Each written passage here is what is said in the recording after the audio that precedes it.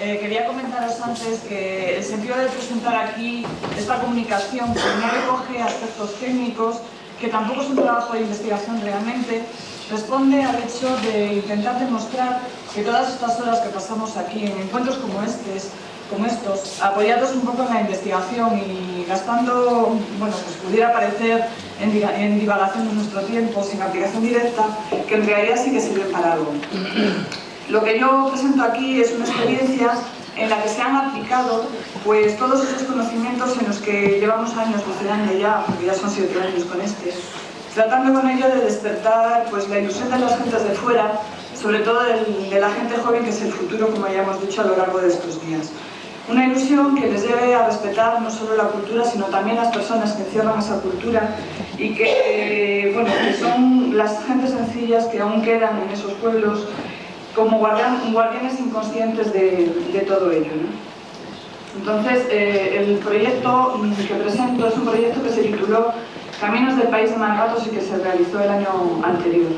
Es una experiencia, de alguna manera, en el campo del turismo rural, aunque se sale un poco de lo que habitualmente conocemos como tal.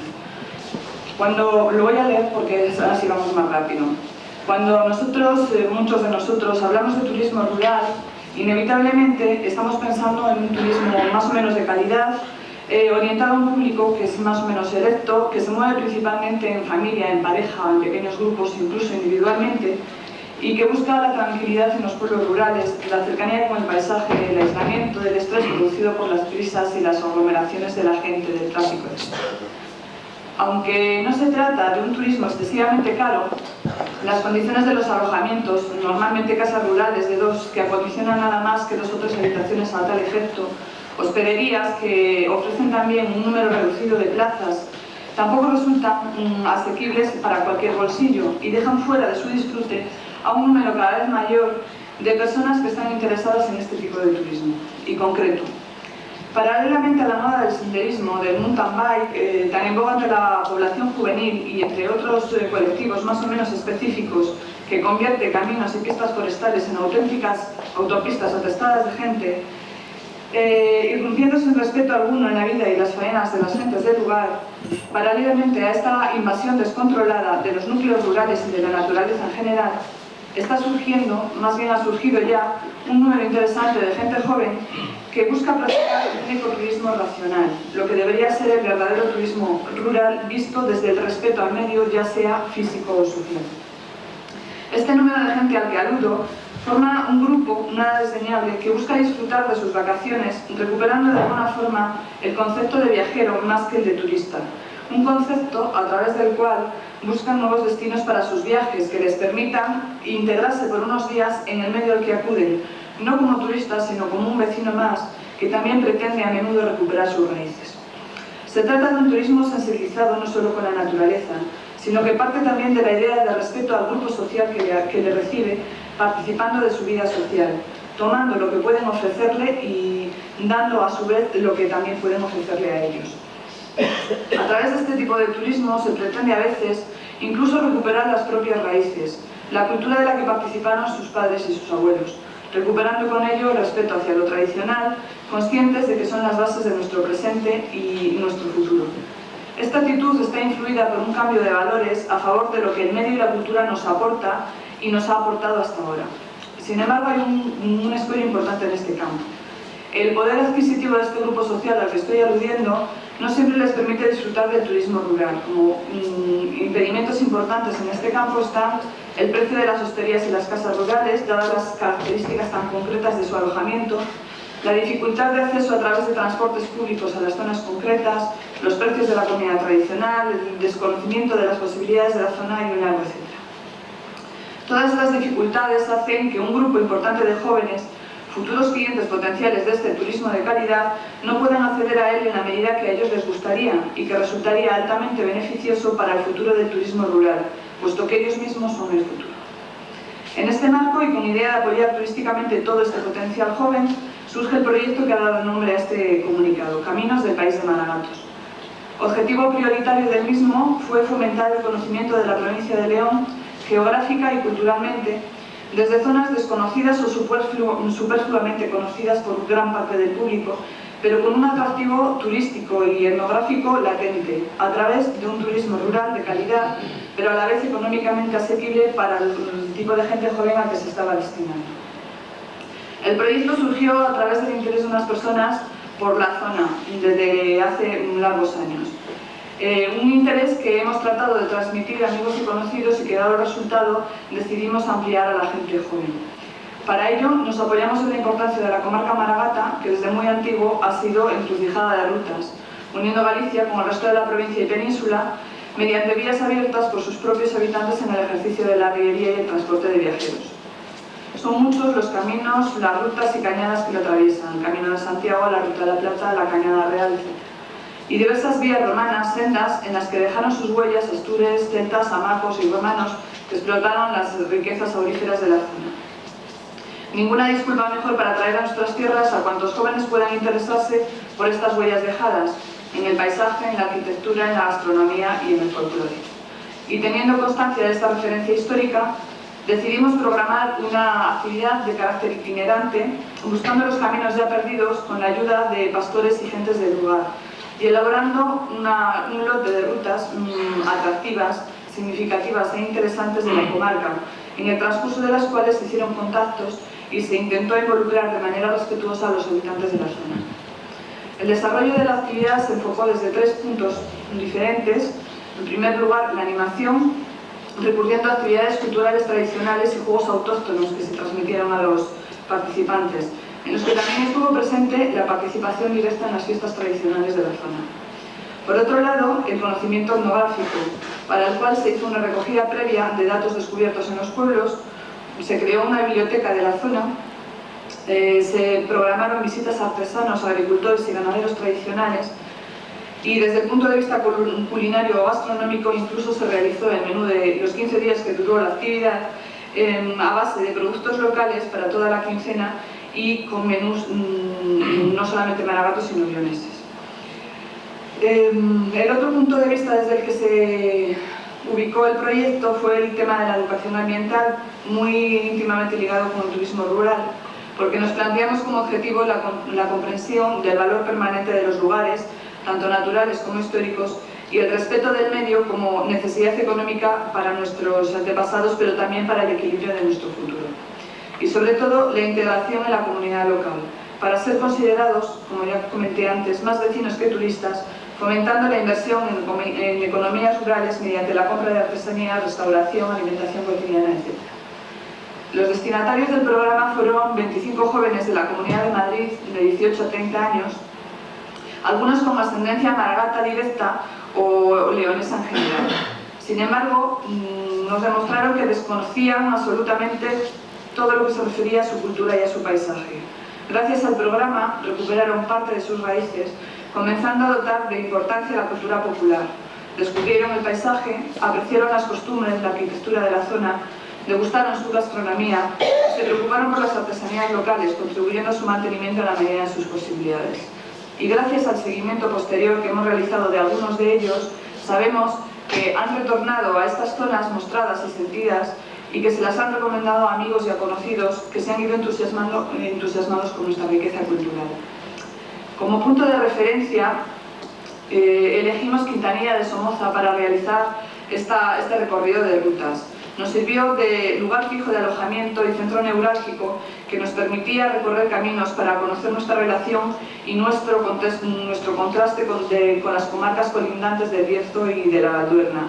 Se escogieron rutas que, a través de caminos antiguos de servicio entre los distintos pueblos, algunos hoy perdidos por inutilizados, otros trastocados por la influencia del campo de tiro, que nos descubrieron la belleza oculta del país de Maragatos, una belleza que a menudo se esconde a golpe de vista que el uso de la carretera nos permite. Así, el senderismo se convirtió en un retorno a las raíces, en un disfrute de los sentidos, la belleza de los colores, los aromas de los campos que atravesamos, la amabilidad de las gentes que nos recibían en cada uno de los pueblos. Y así descubrieron las huellas dejadas en el paisaje por los romanos, la alteración de las modernas conquistas militares, el contraste entre 3 comarcas diferentes y parecidas a la vez, la riqueza gastronómica y artesanal, en las rutas que unieron Quintanilla de Somoza, Criaranza de la Valduerna, Tabullo del Monte, Castilla de la Valduerna, Santiago Millas, Morales del Arcediano, Val de San Lorenzo, Astorga, Castillo de los Corbazares, Cacabelos, Las Médulas, Molina Seca, la Herrería de Compludo, Boisán, Filiel, Molina Ferrera, El Teleno, Llullego, Valdemanzanas, Turienzo de los Caballeros, Santa Coloma de Somoza, Tabladillo y Villalibre de Somoza. Como conclusiones, podemos decir que se obtuvieron unos resultados muy positivos, tanto por parte de los organizadores como por parte de los participantes, despertando el interés de estos últimos para próximas actividades en la zona. Ya fuesen organizadas de forma personal y adquiriendo un compromiso para posteriores colaboraciones con la población rural.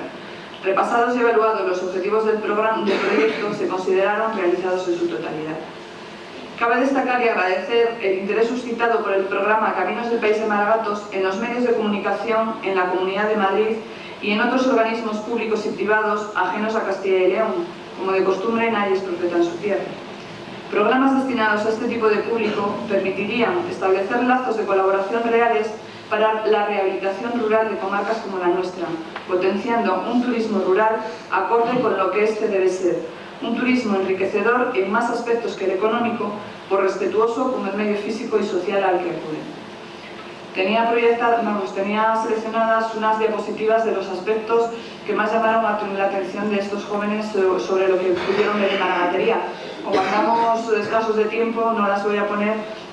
Simplemente comentaros que lo que más les llamó la atención pues, fue ver las soluciones arquitectónicas que se daban a los diversos problemas en las diversas zonas de maragatería. Les llamó muchísimo la atención ver a mujeres en las calles de Filiel todavía hilando y tejiendo, la labor de los artesanos que visitamos y con los que hablaron largo y tendido, y el colorido de los pendones como una de las manifestaciones festivas más características de nuestra zona, que pudieron conocer a través de la presentación que se hizo el año pasado en la fiesta de uno de los pueblos maragatos de Boisán. Nada más.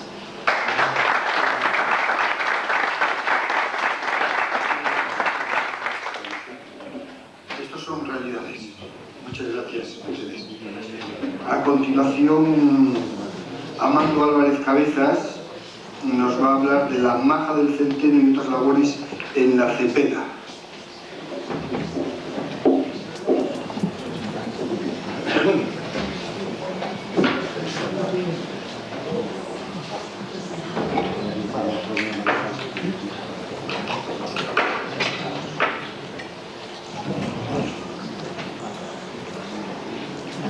Buenos días.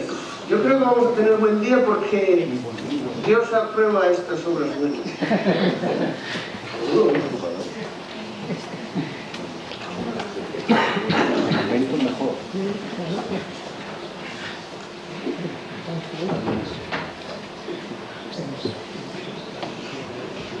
Vaya a ver, deprisa, si no...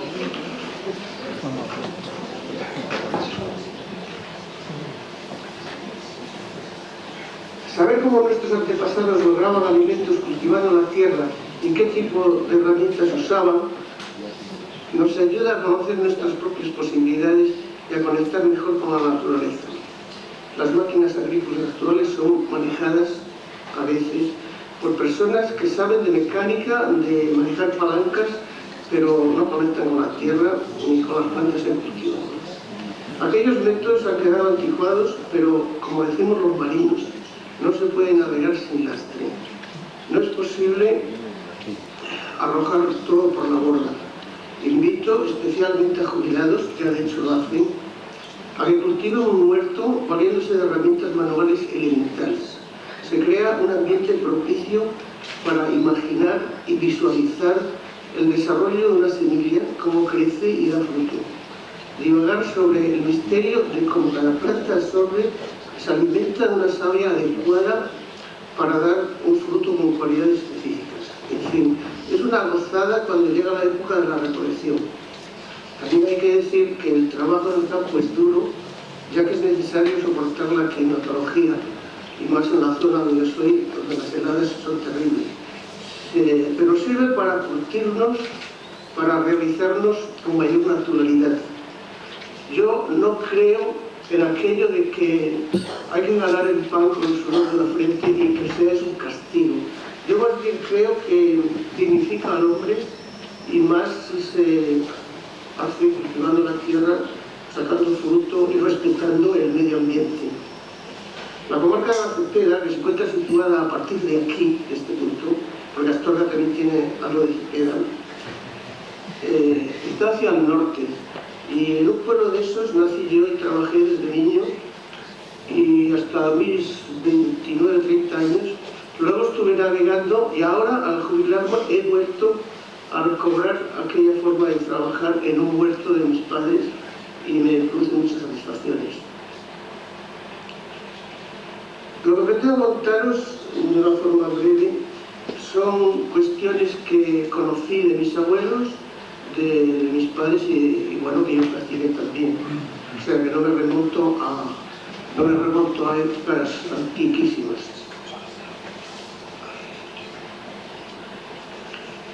Era una época esta que todavía hablábamos el dialecto leonés con sus matices cepedanos y que, bueno, aquella forma de vivir era bastante sacrificada, porque esa zona de la Cepeda dispone de mucha agua, muchos ríos. Ahora cuando hablan de las sequías y de la falta de agua en otras comarcas, yo me maravillo de la riqueza tan enorme que tenemos. Lo que pasa es que no se aprovechaba. Ahora sí, ahora hay 3 pantanos ya en la Cepeda y ahora ya hay más tierras de regadío, pero en aquella época se sembraba mucho centeno en fincas de secano. Fincas muy pequeñas, había mucho minifundio, eran los quiñones de la comunidad que estaba muy lejos del pueblo, muchos de ellos. Y estas fincas había que dejarlas poblas, o sea que no se trabajaban todos los años, cada segundo año se dejaban un barbecho.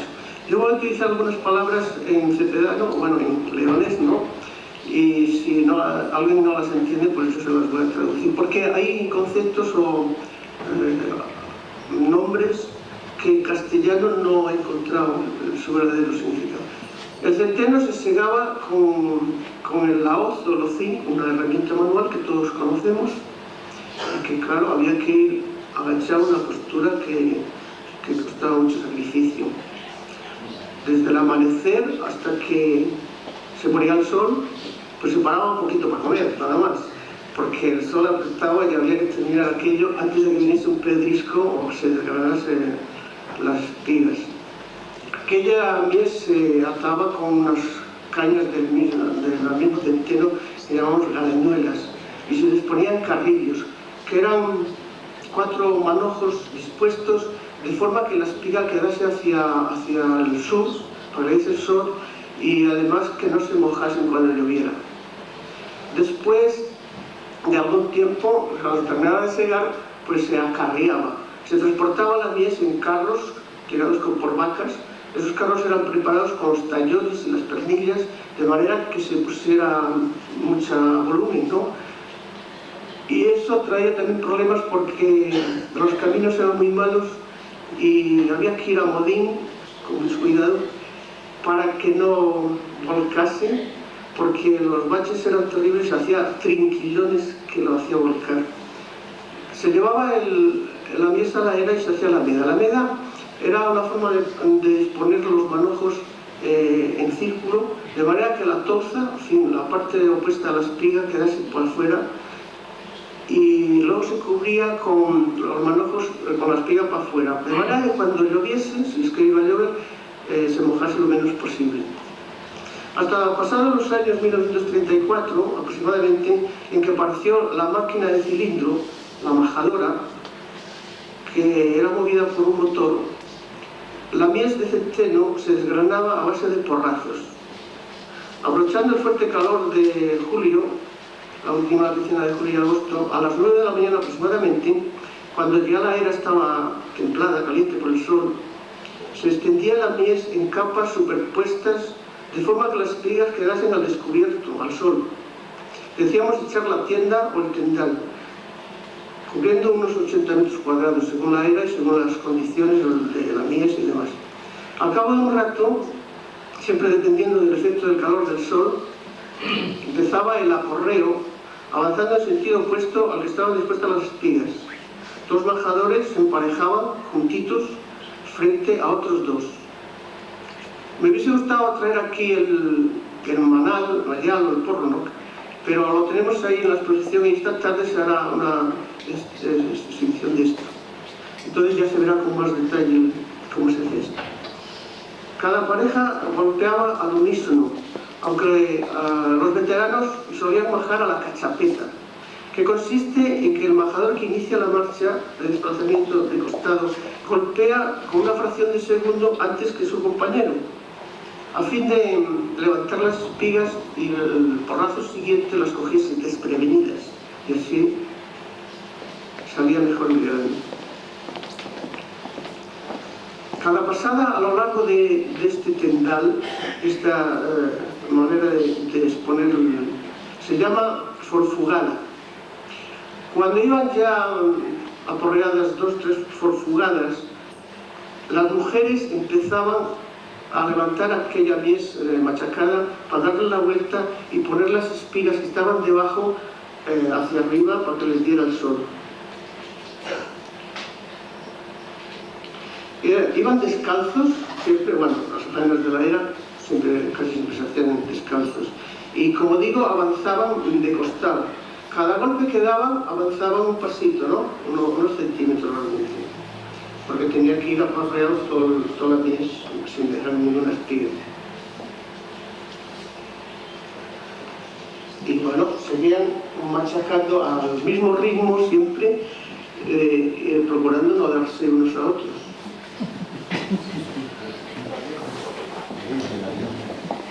Que te interrumpa, la posición de la persona en ese momento era de pie o de rodillas. Un poco, no, ¿de qué? De pie pero agachado. Sí, no, se agachaban al tiempo de que caía el porro, el palo que aporreaba encima de la mies, entonces agachaban para que cayese horizontal, pero luego se incorporaba. Inmediatamente de dar el golpe, el majador tiene que retirar el piértigo, que es el palo que machaca, y voltearlo por arriba, mientras que los 2 que están enfrente golpean. Y así se seguía ese ritmo de machacar.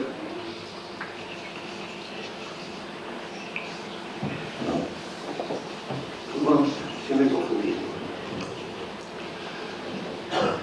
A esta paja ya machacada por segunda vez, lo llamamos cuerno, que es una paja de centeno enteriza, pero desgranada. Y quiero aquí decir las aplicaciones que tenía así a grandes rasgos. Se utilizaba para mullir las cuadras, que luego sería el estiércol, además adecuado por las fincas. Hacer jergones. Venderla para las fábricas que hacían fundas para botellas y carrafones. Había aquí una en Astorga y otra en Carneros. Es el pueblo primero que hay, que pertenece a la Cepeda. Para techar las casas, o sea, descubrían las casas de este tipo de pueblo. Tanto es así que hasta hace pocos años de este pueblo de suelo de Cepeda se llevaban una serie de camiones cada año para cubrir las pallozas de los ancares leoneses. A través de la Diputación se estableció esto.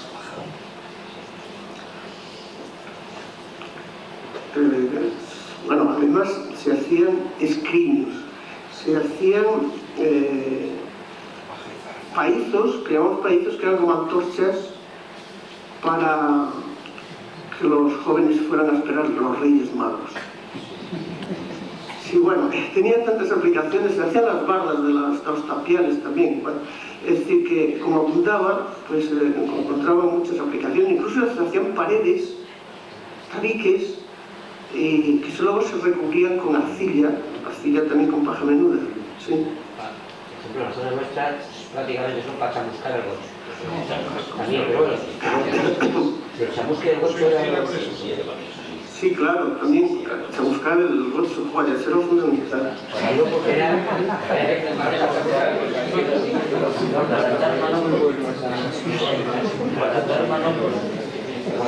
Bueno, pues prosigo. Nada más terminar de recoger el cuerpo se echaba el segundo tendal, que esto era mediodía, y después de echar este segundo tendal se comía deprisa para inmediatamente empezar a aporrear este segundo tendal antes de que el sol disminuyese su fuerza, ¿no?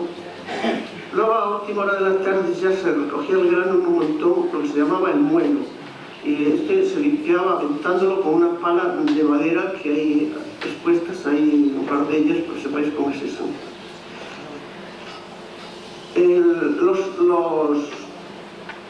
Las espigas que no tenían granos se llaman cogollos, y esos se quitaban con un baleo, que era una escoba alargada hecha de salguero, ¿no? De ramas. De manera que el grano quedaba muy bien limpio. Se metía luego en sacos con el cuartal, que es un cajón alargado, que también hay ejemplares, y que este cuartal servía para medir el grano, porque una vez lleno y pasado el rasero, el grano que contenía este cuartal pesaba 10 kilos. No hacía falta pesar, con el cuartal ya se... incluso para venderlo luego. En las ciudades, creo que era aquí. Bueno, se metía el muelo, o sea, se llevaba el grano a la panera. Y cuando se terminaba la meda, los majadores lanzaban el grito de victoria, el grito viril de «Quin Mayó, Mayó, que me amo y acabó». Esta la Y que meten aquí de majar se utiliza para mallador, para malla, eso es en el dialecto. Y terminaban dando el rijuju, como se hacía también en los bailes a veces.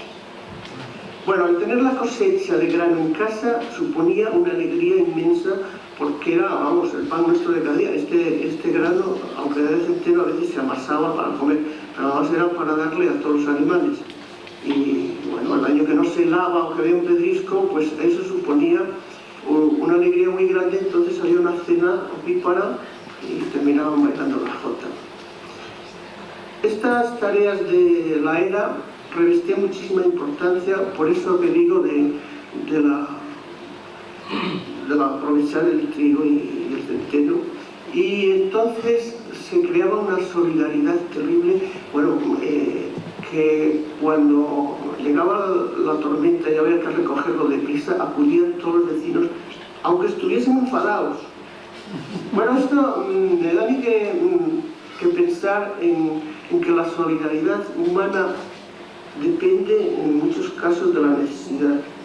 Ahora hay una independencia tal que ya esas cosas no se ven. Por ahora me refiero exactamente al manal, al porro, al mayal.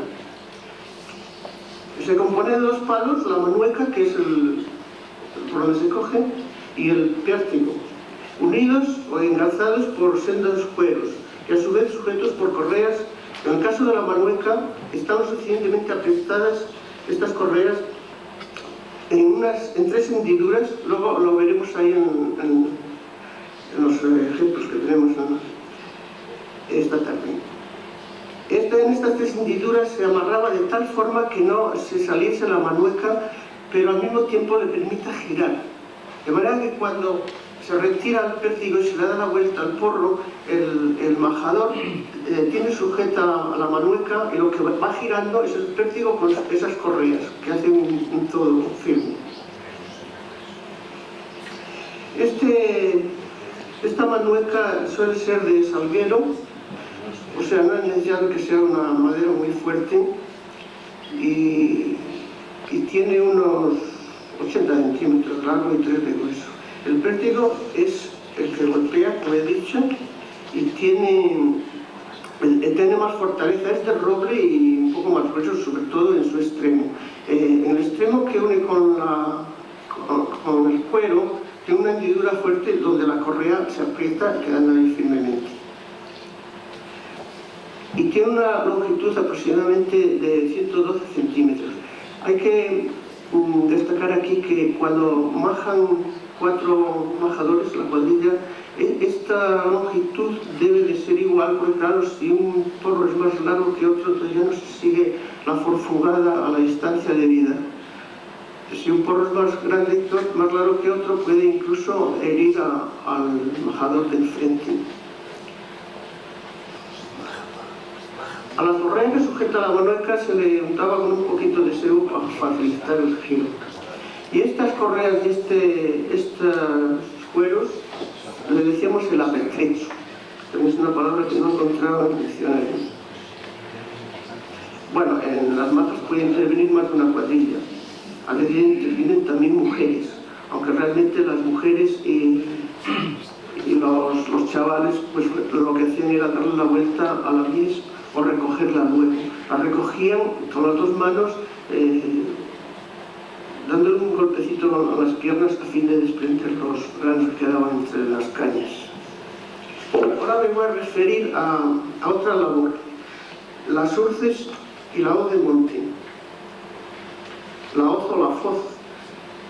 Estos montes de la Cepeda, sobre todo en el norte, abunda el brezo, varios tipos de brezo. Y estos tallos de brezo tienen un gran poder calorífico. Entonces se cortaban estas urces para encender la cocina, para utilizar en los hornos de cocer pan, de las tejeras. Y bueno, se vendían, se exportaban. Aquí en Astorga, me acuerdo yo todavía cuando era joven de ver los carros con los fenjes dulces vendiendo por las calles. Los de la Cepeda solían llevarlos a la ribera del Órbigo y al páramo y traían después otros productos que no había en la Cepeda, sobre todo vino. Estas luces al quemar meten un ruido, lanzan un sonido muy especial como de chisporroteo fuerte, ¿no? Como cuando cae agua en una sartén con aceite hirviendo. Algunas luces de estas tienen 1 metro aproximadamente de altura, pero otras son de 2 metros o más, depende, claro, del tiempo que se les deje crecer. Allí cada 5 o 6 años se cortaban. Y para ello nos valíamos de una hoz de monte que tiene unos 60 centímetros de largo y 4 o 5 de ancho. Eso es de hierro, por supuesto, y pesa mucho. De manera que a veces, en vez de cortar los tallos, lo que hacíamos era golpearlos y estos se escachaban por la unión con el tronco. De estas urces, pues también nos servíamos para hacer bardas y se hacían también algunos objetos como cucharas o cachimbas, castañuelas también. A veces no sabía bien, pero sí. Vamos a ver qué más. Bueno, esa hoz de monte estaba afilada por el lado de donde se manejaba y terminaba el corte en forma un poco redondeada, en forma de pico. Y ahora me refiero a la raíz de estas urces, que nosotros llamamos tuérganos o cepos, en realidad es cepa. Algún tipo de estas urces, la raíz es abulbada. En vez de ser varias raíces, prácticamente es una, y con el tiempo se va ensanchando de manera que al cabo de ciertos años pues puede pesar 1 kilo o varios kilos. Ahí en la exposición he traído yo algunos de estos tuérganos y también se utilizaban para combustión, ¿no? Para quemar, porque tiene mucho poder calorífico, igual que los tallos o más. Y también para hacer objetos y hacer carbón vegetal. De manera que por el otoño estas laderas de las montañas de la parte norte cepedana, pues había unas fogatas impresionantes que por las noches parecían unas luminarias fantasmagóricas. Cuando estaban ardiendo, ya en pleno apogeo de las llamas, los onturaban, o sea, les echaban tierra por encima para interrumpir la combustión y así obtener el carbón, que luego se utilizaba en braseros, en fraguas. Estas urces y tuérganos dieron mucha vida a aquellas gentes de la Cepeda porque evitaban comprar carbón y bueno, quitar el frío del invierno, del largo invierno. Este se arrancaba con el azadón. El azadón es una herramienta que también hay un ejemplar allí que se puede ver luego, que es como un pico grande De manera que la parte de la pala, esa parte alargada y estrecha, sirve para escarbar y meterla por debajo del tuérgano a fin de apalancar luego con el mango, que es un mango muy fuerte de salguero de roble, que permite incluso tirar 2 personas y así arrancar de una pieza. No obstante, por otra parte, el azadón tiene una especie de macheta, de hacha afilada, que permite cortar las raíces o trocear el tuérgano. Esta herramienta la he traído ahí porque yo trabajé mucho con ella, no solamente para esto de los tuérganos, sino que arrancamos robles. Y arrancar raíces de roble, sobre todo en terreno arcilloso, es el trabajo más duro que yo he hecho en mi vida. Cuando la Guerra Civil Española y la posguerra, era tanta la necesidad que arrancamos todos los robles que había en el monte. Fue impresionante. Porque había mucha necesidad de leña y además aquella tierra que se arrancaban los robles daba luego trigo muy bueno, 2 o 3 años, luego ya se cansaba la tierra, ¿no? Y bueno, digo esto porque ha sido una pena, porque aquellos montes se quedaron sin robles, algunos han vuelto a nacer, pero no se ha repoblado, algunos sitios han puesto pinos, es una lástima que no se repoble esto de... Ya termino, sí, prácticamente. Bueno, lo que quiero decir como final es que aquella gente vivía con muchas penurias, pero que aprendieron a ser sacrificados y valorar mucho el trabajo, ¿no? La dignidad en el trabajo. Yo creo que el ser humano no debe considerar, como dije antes, el trabajo como un castigo, sino al contrario, es una cosa que le dignifica. Nada más.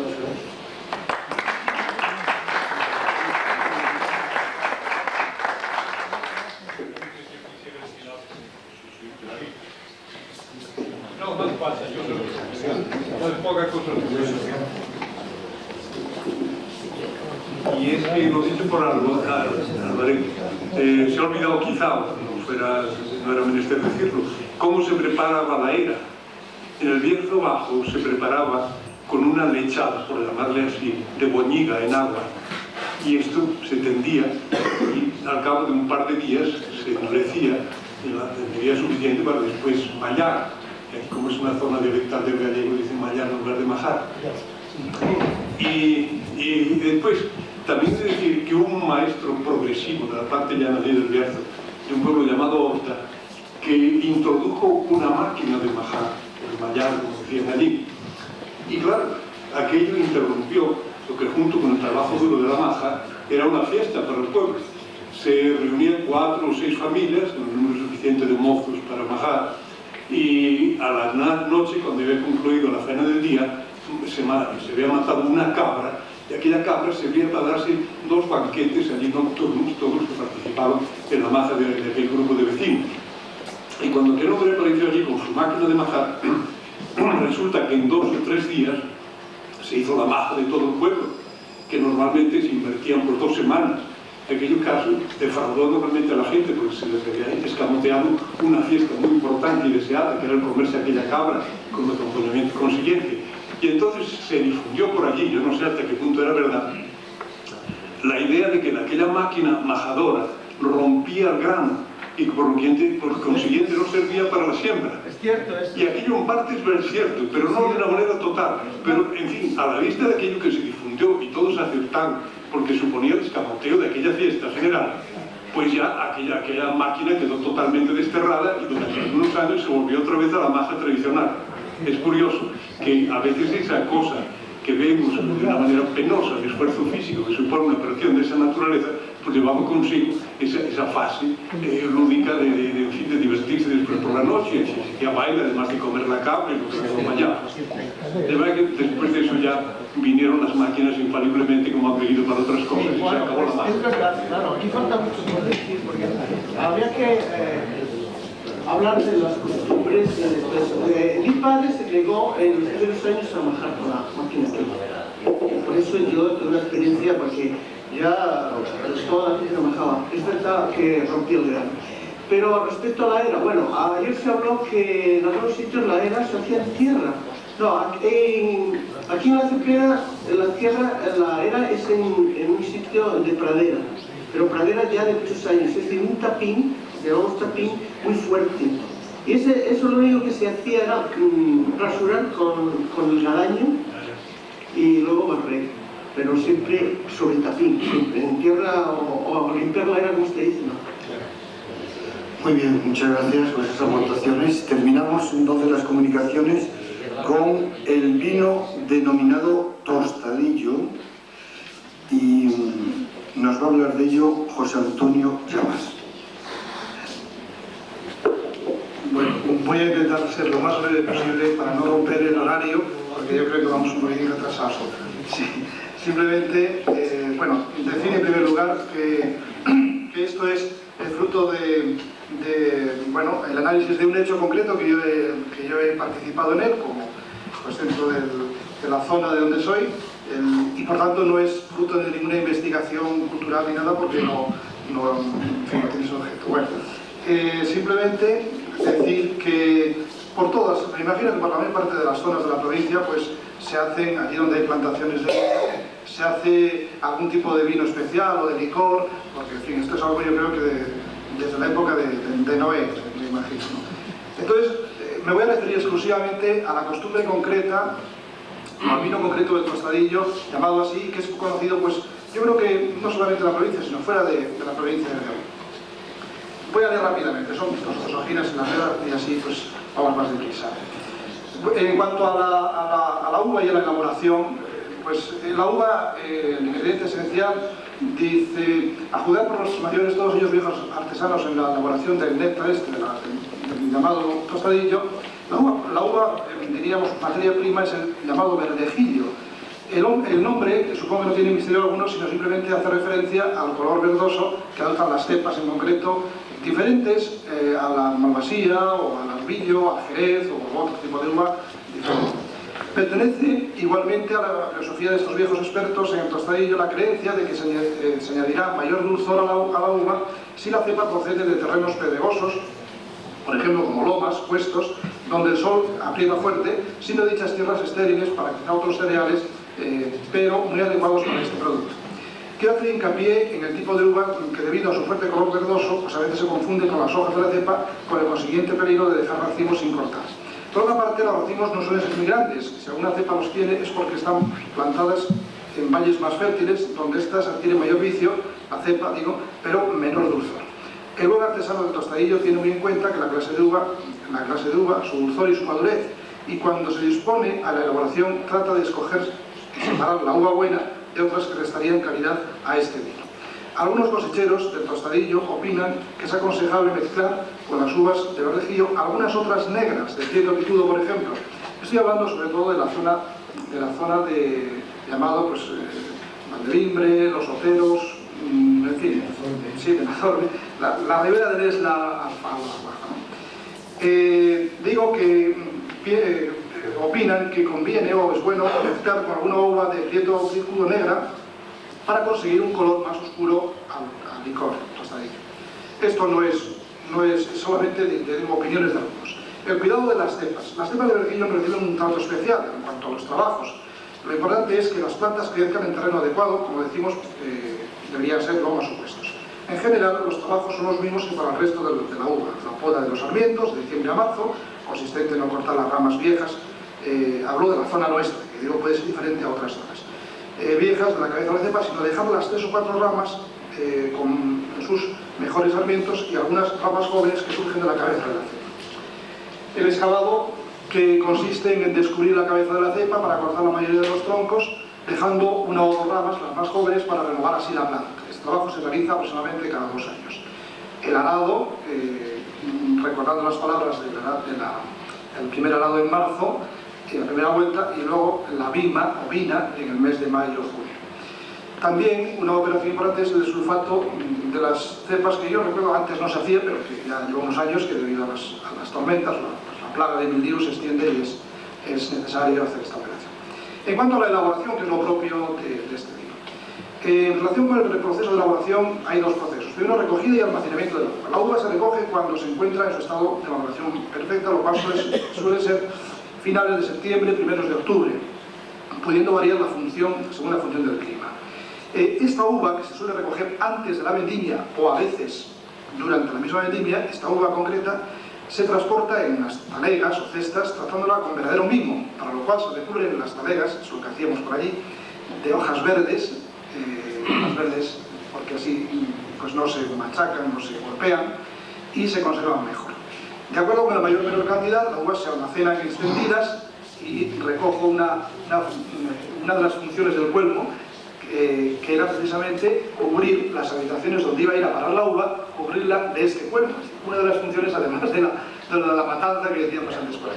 Eso por la zona querida. Sí, dicha uva se transporta de acuerdo con la mayor o menor cantidad de uvas, se almacenan extendidas, a ser posible, sobre paja, en habitaciones de casas inhabitadas, donde no haya, que la temperatura no suele oscilar excesivamente, todo lo cual ayudará a su mejor conservación. En este estado reposará unos 3 meses, hasta que a mediados del mes de enero se las llevará a la bodega para allí ser pisadas. Este era el procedimiento que yo siempre presencié en casa de mis abuelos, de mis padres, que yo realicé. Lo que hoy ocurre es que, como en todas las labores artesanales, se ha perdido la paciencia y prima la velocidad y los productos en serie, en fin, que hoy apenas se hace esto. Por dos razones. Primera, porque la uva, esa uva en concreto de verdejillo, abunda poco y no se replantan. Yo no sé por qué, quizá porque no es rentable, no sé. Y luego porque falta la paciencia. La elaboración final, la uva se llevaba a la bodega, como hemos dicho, a mediados de enero, cuando la misma se ha perdido, la uva ha perdido ya el agua que tenía y queda solamente la pura glucosa, casi diríamos una semipasa de la uva, ¿no? En la bodega se pisa en el lagar, procurando que el mosto pueda ser recogido en su mayoría lo más limpio posible. El ideal, a la hora de pisar las uvas, es que éstas estén degranadas. El ideal, pasa que eso no es posible. Es decir, sin el racimo para que el jugo, para que sea el jugo lo más puro posible. Siendo pocas las uvas, esto parece posible, pero cuando son muchas, pues esto no se hace. El jugo de la uva se traslada, como habéis venido, a una cuba pequeña de madera y allí permanecerá entre 10 y 12 meses. No podemos olvidar que al ser uva con alto porcentaje de glucosa, el proceso de fermentación se alarga mucho más. De todas las maneras, el tostadillo estará apto para la bebida a partir de los 10-12 meses, lo cual nos significa que con el tiempo y buena conservación logre una mayor perfección. La conservación, los tipos de recipientes más idóneos para la conservación del mosto que liberará un tostadillo son sin duda las pequeñas cubas o cubetos de madera con capacidad para 8 o 10 cántaras. Por lo general, esta capacidad era más que suficiente para la mayoría de los que elaboraban tostadillo. No olvidemos que esta bebida no se elaboraba con fines comerciales, sino más bien para uso privado. La costumbre era utilizar siempre el mismo cubeto, pues en él se encontraba ya la madre o el pozo adecuado para que el mosto fermentara y se convirtiera mejor en un licor más perfecto. El tipo de madera ideal era el roble, pero solo en contadas ocasiones y por deseo expreso del cliente, el cubero utilizaba madera de cerezo, que se encontraba pues, fuera de la Vega, en la Ribera, pero no era lo correcto. Los cuberos artesanos de estos recipientes eran de todos conocidos y yo recuerdo, pues sobre todo los cuberos que trabajaban allí próximos al pueblo donde soy yo, Benazorbe, eran de Valdeín, cubriendo las necesidades prácticamente de toda aquella zona. En cuanto al medio ambiente adecuado, no era otro que el proporcionado por la misma temperatura de la bodega, entendiendo la bodega, pues las excavadas en la roca, porque yo no conocía todas las bodegas, o sea, en la cuesta, ¿no? Las que hoy conocemos todos por las cuevas, ¿no? Si bien lo que yo recuerdo era que al tostadillo se le asignaba una zona escondida de la bodega, en parte para aislarlo de corrientes, quizá que pudieran alterar más la fermentación, y también pues para guardar de incursiones imprudentes, puesto que era un vino muy solicitado y muy querido, para que no cualquiera que entrara a la bodega pudiera ir allí y dedicarse a beber, ¿no? Bueno, finalmente, yo termino ya, y dejando a un lado los matices que añadirían otros pueblos, otras zonas, para elaborarlo, quisiera precisar un aspecto que toca más a lo antropológico que a lo puramente enológico del vino, ¿no? del tostadillo, y se trata del uso que los hombres de estas tierras hacían del mismo. El tostadillo era el regalo con el que se abría la casa al forastero para que se sintiera a gusto, era la moneda con la que se pagaban los favores, era el símbolo de lo que guardaba un concelo para agradecer. Así era el hombre del campo.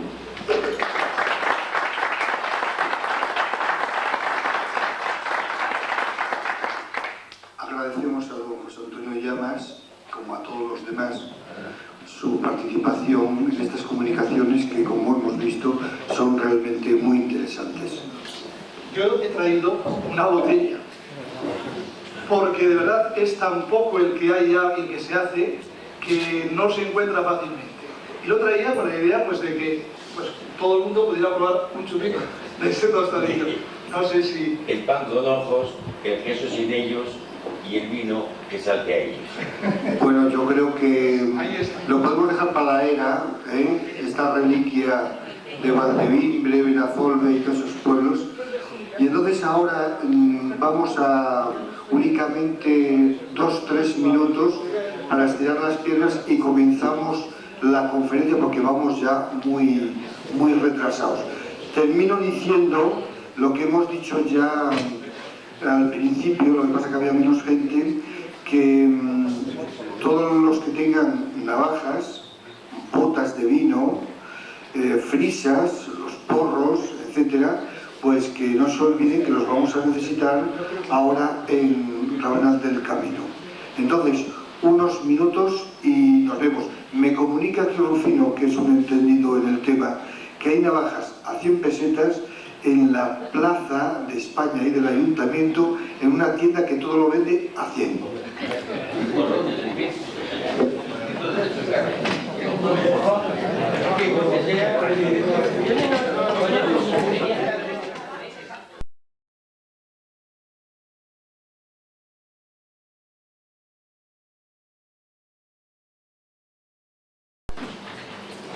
Muy bien, buenos días.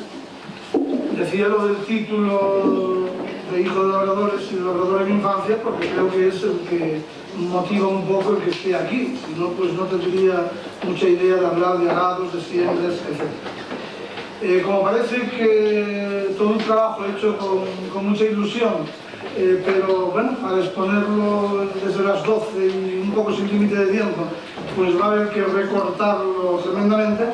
Voy a procurar este doble esfuerzo, diríamos, de ir cogiendo la tijera y podando donde sea necesario. Yo había, de todas formas, como espero que algún día esto se publique, pues lo que no diga hoy aquí en la sala, pues se podrá leer, o en todo caso, si alguien tuviera interés por algún tema muy concreto, el coordinador de este congreso pues tiene ya para ahí una copia y yo como el arcipreste de ITA no tendría inconveniente ninguno en que lo que se produce pues pase a manos de quien lo necesite. Digo que yo había agrupado toda la temática de esta exposición en 6 apartados, una breve descripción en un principio del Valle de Luna, para que nos ambientemos un poco, quizá porque los que puedan ser de esta zona, pues hay unas diferencias claras, por lo menos en paisaje, incluso en las gentes y demás, una breve descripción. Después tenía pensado hablar un poco del descenso continuado, sobre todo en los 2 últimos siglos, del descenso de población, lo que ha traído lógicamente como consecuencia pues el descenso realmente apresurado y casi definitivo de la agricultura en la zona, como comentaré más adelante. Otro apartado en el que quería hacer un cierto hincapié era en el agua, hablar del agua, que es algo que abunda y que sobra casi, diríamos, por toda la zona, el agua que incluso solidariamente y con la construcción del pantano hace unos cuantos años pues ha servido para, incluso sacrificando varios de los pueblos del Valle de Luna, para, digo, dar riqueza y fertilidad a otras zonas, como sabéis, de León. Pensaba hablar de los distintos cultivos de la zona, bien de secano, bien de regadío, y ejemplificando un poco quizá todo esto, había pensado hablar un poco del proceso del pan a lo largo de todo el proceso que hay desde la preparación de la tierra hasta recoger el grano ya en las eras. Por supuesto que en algunos aspectos las comunicaciones anteriores me han pisado un poco el terreno y esto efectivamente me puede ayudar a cortar un poco más. Por ejemplo, yo tenía por aquí una descripción un poco detallada del Manal, por ejemplo, pues se ha hecho ya muy bien además y esto por supuesto me ayudará a cortar un poco de tiempo. Al final voy a hablar, como último tema, pensaba hablar de los, digamos, valores y costumbres más típicos de la zona. Y me gustaría recalcar que voy a hablar fundamentalmente de las décadas de los años 50 o 60 por haber sido las que yo he vivido más personalmente, más intensamente, diríamos, la agricultura en esa zona. Y también por esa misma razón, porque soy un poco, he nacido en la zona baja de Luna, del río Luna, pues me centraré quizá en algunos aspectos al menos, más bien en lo que se llamó Luna de abajo, que no quizá en todo el Valle de Luna, aunque haríamos una breve descripción inicial, decía, para meternos un poco en el lugar de todo el valle. Bueno, vamos a ver rápidamente algunas firminas, simplemente unas poquitas para ambientarnos un poco. Villafeliz de Babia sería donde realmente empieza Babia. Siguiendo desde León, este es el primer pueblo, realmente el vídeo está un poquito más abajo, en una ermita que veremos después, pero en Villafeliz de Babia es donde empieza, digo, Babia. Sabéis que hay Babia Alta, Babia Baja, esto sería Babia Baja. Ahí tenemos donde está realmente el límite de Babia y de Luna, que es la ermita de Pruneda, en Rabanal de Luna, una ermita preciosa, donde el 15 de agosto se celebra todos los años pues una fiesta, romería de todos los pueblos del contorno. Aquí al lado, me parece que sí, no es aquí ya, pero ahí al lado, me parece que no salieron mal las firminas, porque había era un mal día, pues hay una fuente muy famosa, que es la fuente de Pruneda, una fuente de un caudal inmenso, de hecho pues hace que el río a partir de ahí sea mucho más caudaloso, está a la orilla de la carretera con unas curvas muy malas, y ahí todavía el otro día pudimos ver, don Inocencio Ares y todas sacar las firminas, pudimos ver restos de un molino que había justo en donde sale la fuente, vamos, sale debajo de una montaña, de los altos valles ya de Villafeliz o incluso quizá del puerto de Pinos. Bueno, esto es ya Seda de Luna, estamos ya no tenemos más firminas porque no quería prolongar esto, de Babia Alta o Babia Baja, y aquí entonces estamos ya en lo que se llamó Luna de Arriba, Seda de Luna. Después comentaremos un poco. Esta es otra visión del pueblo de Seda de Luna. Estamos ya en el pantano, supongo que todos han identificado, el pantano que, como diré después, pues ha cortado un poco todo el hábitat del Valle de Luna, y no solo el pantano, sino las carreteras que hubo que hacer, primero la que hubo que desviar y ahora la autopista. Como saben todos, es el puente Fernández Casado de la autopista. Este es uno de los pueblos abandonados, que en este momento no estoy muy seguro, me parece que es Miñera, pero tengo mis dudas. De los pueblos que fueron sepultados por el pantano. Sí. Una vista panorámica del pantano. Esta es una vista desde un mirador que está muy... ahí al fondo está la presa del pantano de Arroyos de Luna, y como voy a hablar algo, por lo menos tenía pensado hablar algo, esas peñas que veis ahí, bueno, es lo que marcó en su tiempo. Hubo ahí, y hay todavía algún resto mínimo del famoso castillo de los condes de Luna, incluso de donde, según la leyenda, como veremos después quizá un poco, estuvo preso el padre de Leonardo del Carpio, etc. Esta es otra vista desde lo alto de la misma presa que ahora está en reparación, la misma presa del pantano, con la misma peña pero en la otra parte, la parte opuesta. Otra vista del pantano desde el mismo sitio. Este es una vista desde el muro de la presa del pueblo de Barrios de Luna, que bueno, queda a la izquierda casi la mayor parte, pero para que vean un poco el valle que es, diríamos, el valle típico de todos estos pueblos, por arriba y por abajo del pantano. Están sacadas el domingo pasado, quiere decir que con un otoño, gracias al regadío, pues muy bonito. Esto es Vega de Caballeros, de donde hablaré un poco, es mi pueblo de nacimiento, y con una investigación últimamente pues está un poco en toda la zona, investigación de tipo, diríamos, histórico, etnográfico, etc. Pues bueno, hablaremos de ese tercero que hay ahí muy bonito, pero que durante 300 años, como quizá insinúe, se llamó Vega de Perros, por un acontecimiento que después contaré. Es una vista del mismo pueblo, con la autopista está al fondo, en la ría montaña ya por la mitad.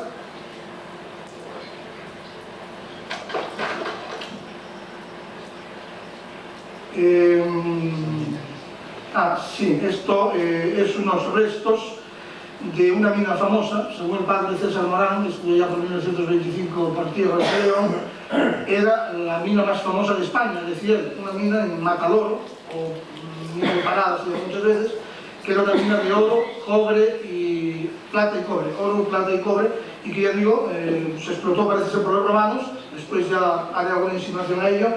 Hay restos aquí de la mina y no se sabe, aquí un poquito más abajo donde estoy ahí precisamente, parece que había unos restos de un puente romano que sería parte de la calzada famosa de los astures o de los romanos, de Astorga al puerto de la Mesa, y después el camino está un poquito más... Sí, la calzada está un poco ahí más arriba, me parece que ya sale ahora una diapositiva a continuación. Bueno, esta es una visión del río en pleno agosto, pleno septiembre ya, que no es normal que esté aquí. Saben que ahí a 1,5 kilómetros, a 1 kilómetro, está la central, el salto eléctrico de Mora de Luna, y por lo tanto todo el verano pues bajan unas riadas de agua tremendas, a 4 grados, por cierto, y que sirven para regar, como saben, toda la ribera del río. Ese día se ve que habrían cortado por alguna circunstancia y bajaba casi seco. Esta es otra visión del mismo pueblo para que vean un poco Las Vegas. Esto que están viendo ahí era lo que se podría llamar el huerto del pueblo, donde se sembraba, como veremos, todo tipo de legumbres, berzas, etc. Y que hoy, pues prácticamente, salvo si hay 2 excepciones, hay que ver unas patatas, hay unos frijoles, pues prácticamente es todo pradera, absolutamente todo. A la izquierda, porque había alguna erosión, pero justo aquí ya empieza en esto más bajo, esto eran las eras del pueblo. Efectivamente, pradera, como se dijo aquí antes también, totalmente pradera, y además pradera muchos años, y era quizá pues lo más rico casi del pueblo, era donde se majaba el centeno, el trigo, etc. Estos son restos de la calzada que veíamos hace un momentín, ahí donde la mina de Parada y la carretera actuaba aquí un poquito más abajo, pues estos son restos, digo, de la calzada romana. Se ve el corte perfecto. Sí. Hay otra visión, lo mismo, cogida desde otro ángulo, la peña y el camino, aquí abajo la carretera.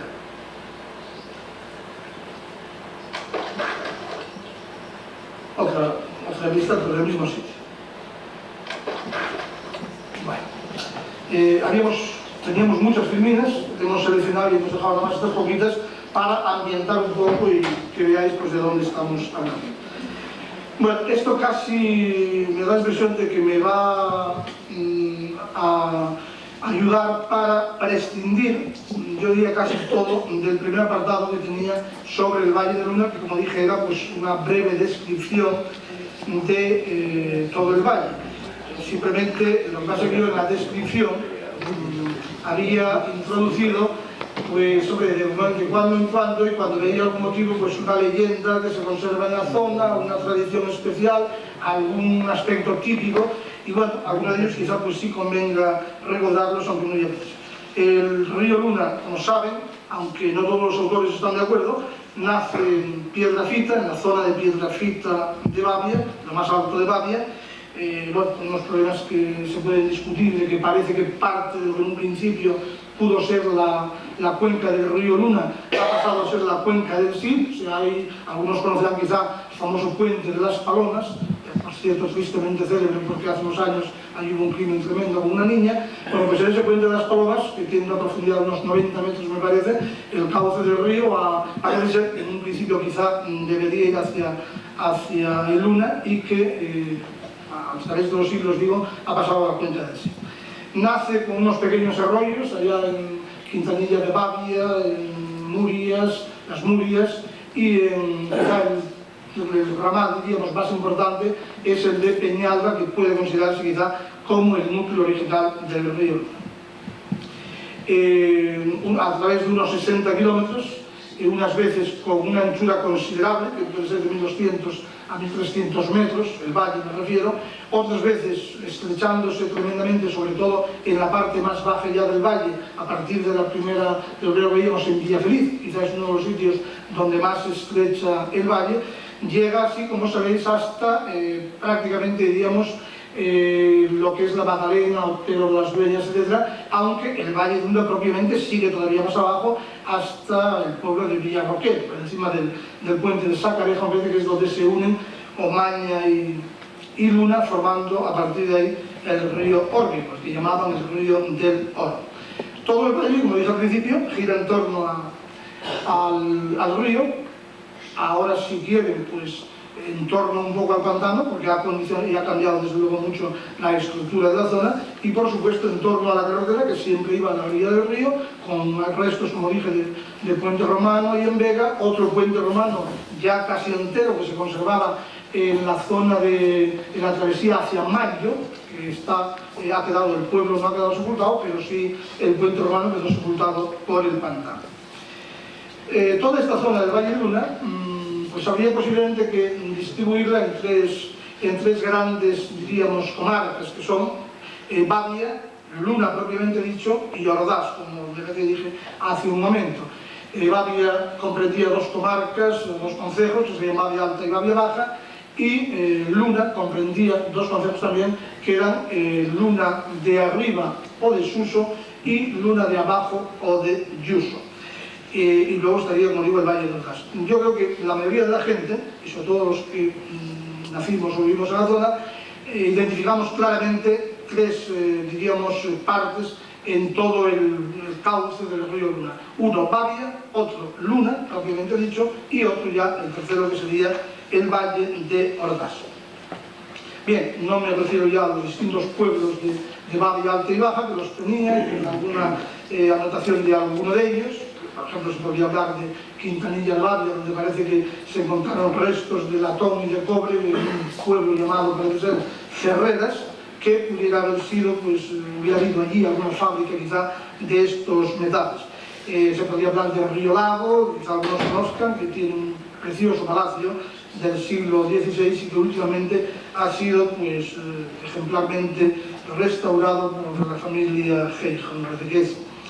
Bien, podríamos hablar ya de Babia Baja de San Emiliano, que es el centro un poco, diríamos, cultural, recreativo, comercial, etcétera, de toda la zona, donde, por ejemplo, el año pasado se celebró la fiesta de los 4 valles, que se empezaba a celebrar por primera vez. Es curioso que eran unos pueblos de estos de Babia Baja, por ejemplo, Can de Muela, es un pueblo que hoy pues tiene muy pocos vecinos, ciertamente, pero que fue muy poblado. Por ejemplo, a mediados del siglo XIX tenía mercado, tenía escuela y además tenía un estudio de gramática y tenía de luego como unos 300 habitantes. Se podría hablar de Villafeliz, ya hemos visto algo, Puente Orugo, al lado de Villafeliz es un cruce de carreteras importante, y luego ya únicamente recordar que de Babia se conserva perfectamente todavía la leyenda y la tradición sobre, quizá un poco influido por la semejanza lógicamente de los nombres, no sabemos si es que el nombre pudo haber influido en un principio, sobre la leyenda de Babieca, el famoso caballo del Cid, donde, según la leyenda de Babia, habría procedido, habría sido llevado desde Babia. En Luna de Arriba, ya comentamos un poco lo del Rabanal y su ermita y demás. Quizá convendría decir que algunos de estos pueblos, por ejemplo Abergas, que es un pueblo bastante aislado, a 7 kilómetros de la carretera general, muy aislado además a lo largo de siglos, sin embargo un pueblo con un censo realmente muy grande, tanto humano como de ganados. Digo, un censo muy grande, hace unos cuantos años, hoy por supuesto ha bajado ya mucho, y es un pueblo que además guarda pues algunos fueros ya del año, me parece, 1215 o por ahí, de un obispo de León. En Sena de Luna, hoy es el ayuntamiento, es curioso quizá este pueblo, porque, vamos, yo conozco un poco esta zona porque precisamente ahora, desde hace unos cuantos años, paso el verano precisamente en Sena de Luna. Contacto, digamos, un poco cerca de San Emiliano, donde es el centro, como dije antes. Bueno, pues este Sena de Luna, digo, tiene una cosa curiosa y es que Las Vegas, que como hemos visto ya en varios sitios, son todas vegas preciosas, incluso en este tiempo, pues aquí es todo de secano. Lo único que se cotiza mucho es la hierba, porque dicen que la hierba de secano es mejor que la de regadío. Pero es un pueblo, digo, todo de secano, porque tras múltiples intentos de distintas familias, etcétera, por sacar el agua del río, pues no se llegó nunca a un acuerdo, quizás por falta de acuerdo precisamente entre las gentes del pueblo. Tampoco hace unos 10 o 15 años hubo un intento de concentración carcelaria que también llegó a fracasar.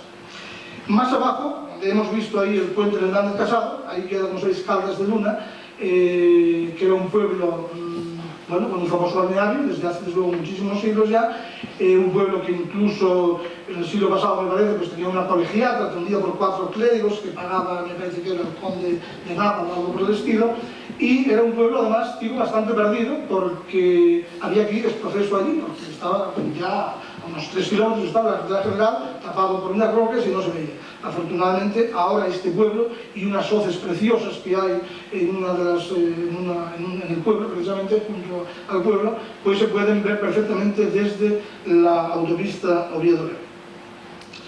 Bien, al hablar de Luna había que hablar lógicamente de los pueblos inundados. Fueron 12, unos cuantos en Luna de arriba y otros en Luna de abajo. 12 pueblos, digo, que fueron sepultados. Esto hay que tenerlo en cuenta incluso cuando a veces se ven estadísticas o censos de población de esta zona.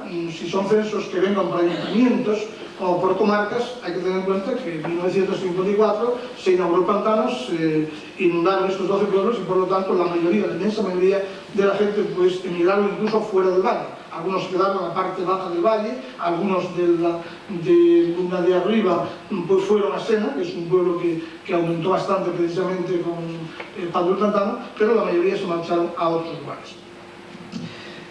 Bajando ya, y hemos visto, habría que hablar, digo, de barrios de Luna, y hoy sí que no me resisto a hablar, aunque sea medio minuto, pues eso, de las ruinas que hay del castillo, de que este castillo parece que fue construido ya por Alfonso III, que incluso fue cárcel de García, me parece, por parte de Alfonso VI, que me parece que tuvo metido aquí encerrado a su hermano durante 17 años, y como digo, pues es un pueblo famoso también por la leyenda del castillo de Luna, ¿no?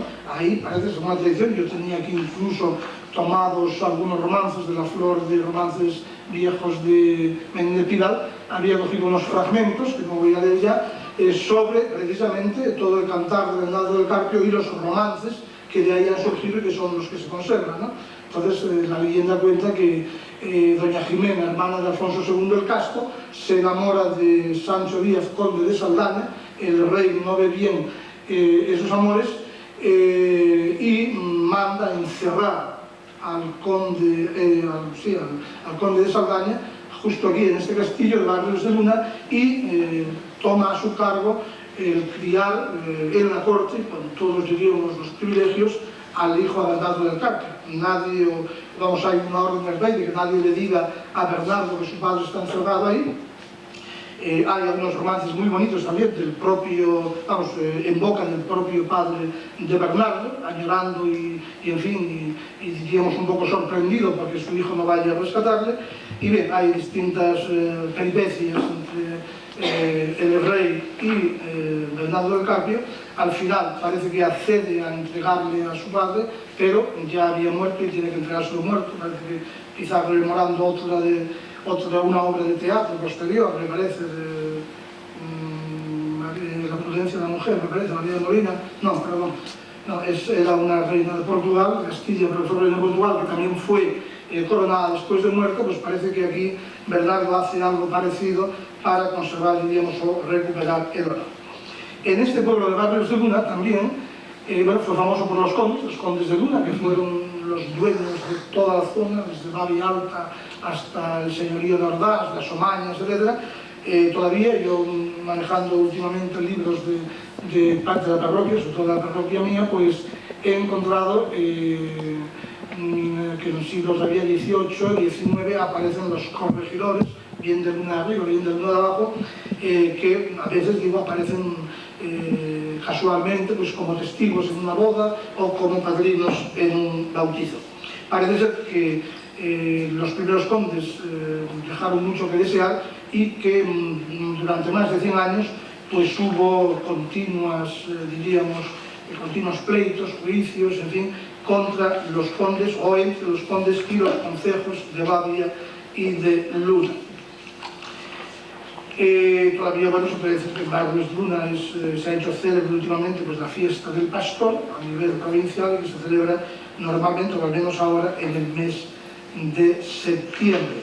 Y una cosa curiosa que yo he leído, que no he investigado más, en Florentino Díez Alonso, me parece, es que probablemente, dice, hace millones de años, lo que es hoy el pantano y lo que era la peña esa que acabamos de ver, probablemente fuera un glaciar que con el deshielo, con el empuje de las aguas, hubiera roto la peña, que ahora pues, los hombres artificialmente han vuelto a reconstruir con el pantano actual. Bien, la Magdalena es una encrucijada, como saben, de caminos, hacia la Bañeza, o aquí abajo, hacia Carrizo de la Ribera, hacia la Róbula, hacia León, hacia Omañas, hacia Babia, etc. Otros pueblos que todavía pertenecen a Luna son Quintanilla y Bobia, aunque están ya en la carretera que va a las Omañas, pero todavía pertenecen al valle. Sí me gustaría aquí hacer referencia, y esto sí que son referencias, digamos, no personales, sí, vividas cuando era niño, pero quiero decir que ahora me lo he encontrado investigando.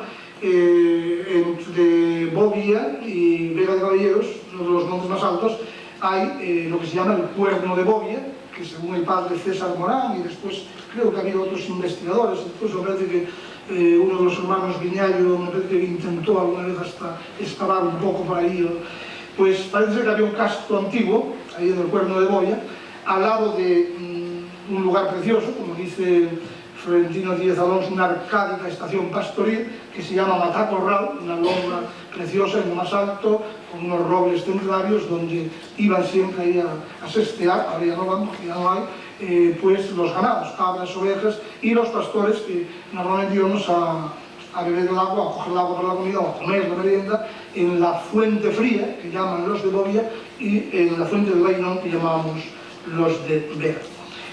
Muy cerca de este lugar de Matacorral, como digo, que está en el cordel, en el famoso cordel de los transhumantes, amplísimo por cierto en esa zona, hay también un campo de la escrita, mejor dicho, llamamos allí, es un campar muy grande y el más alto también del cordel, que según algunos, concretamente también el padre Morán, habla de que siempre le quedaron muchas ganas de visitar esa zona y buscar a ver si por ahí habría alguna piedra, alguna peña, alguna pintura rupestre, hablaba él. Sin embargo, otros, como Florentino Díez Alonso, pues sitúan este campo de escrito en el valle de la Ciana, dice que sería una piedra minera con escritos, y don Juan Uría pues también parece que ha hecho referencia a una loseta, una piedra, pero sin localizarla en un sitio determinado. Hemos visto ahí una referencia, como dije, a la mina de Matadoro, la mina de Parada, la más bonita de España, como decía el padre César Morán, que fue explotada por los hermanos Digo. En 1591 he encontrado que hubo una concesión de un edificio para la explotación de esa mina de Parada, probablemente, pero lo que voy a decir a continuación, estuviera relacionado con una abadía y un pueblo desaparecido. En el siglo XVIII y XIX hay constancia de que esta mina o se reinició su explotación o seguía todavía explotándose, porque en los libros de funciones y de bautismos aparecen, pues, concretamente en 1879 y 1908, dos muertos procedentes de la mina de Parada o de Matador. Y también aparecen el bautizo de dos niños a principios de siglo de residentes en edificios que estaban sitios en la mina.